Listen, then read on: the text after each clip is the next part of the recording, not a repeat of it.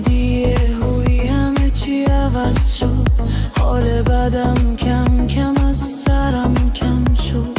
من قبل تو هم زندگی میکردم، اما با تو انگار زندگی شروع شد. تو حتی وقتی چیزی نمیگی حالم خوبه، دلم آرومه، یه جوری کنار تو راحتم، انگار همه چی سر جای خودشه.